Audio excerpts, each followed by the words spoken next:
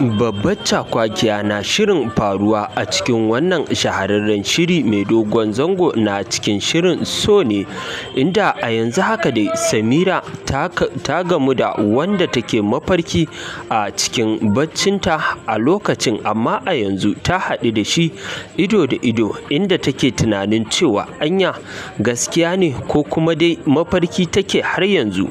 Kuma daɗin daɗawa, inda ta ƙara tabbatar da cewa wannan fa ba mafarki ba ne a lokacin da aka sallame su daga asibiti. Wato mahaifin Samira sai ya ba wa likita dama da cewa yana roƙon a kawo shi gidansa domin bai san inda zai je ba.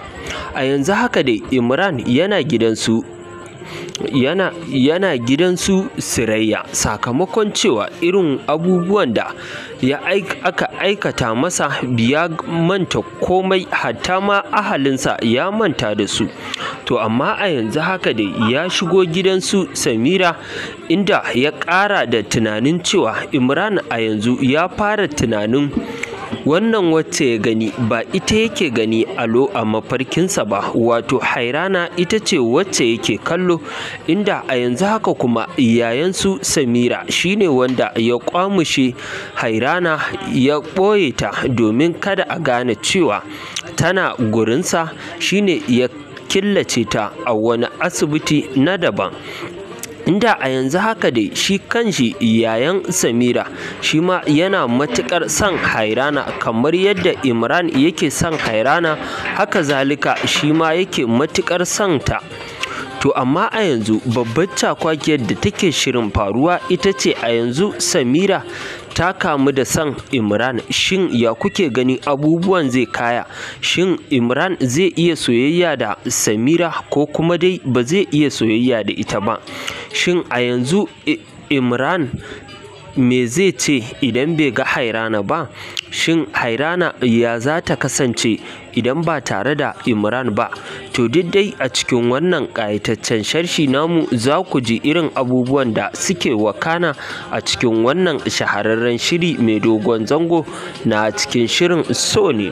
To masu sauraro, kafin mu shiga sharshinmu kai tsaye a cikin wannan ƙayatacciyar tasha tamu ta DM Hausa 24, idan ya kasance shine zuwanka na farko, idan ya kasance shine zuwanka wannan tasha tamu ta farko, da ka daure ka danna mana subscribe, kana ka daure ka danna mana alamar ƙararrawa, domin ta haka ne za ka rinka samun sabbin shirye-shiryenmu da zarar mun ɗora a cikin wannan ƙayatacciyar tasha tamu ta DM Hausa 24. To masu sauraro, sai ku gyara zama domin jin cikakkun sharhin da muka zo muku da shi na cikin shirin wannan ƙayataccen shiri mai dogon zango na cikin shirin So ne. Sai ku gyara zama domin ku ji cikakken wannan sharhi, inda ya wakana tsakanin Imran da kuma Samira da kuma Hairana da uwa uba, wato yayan Samira.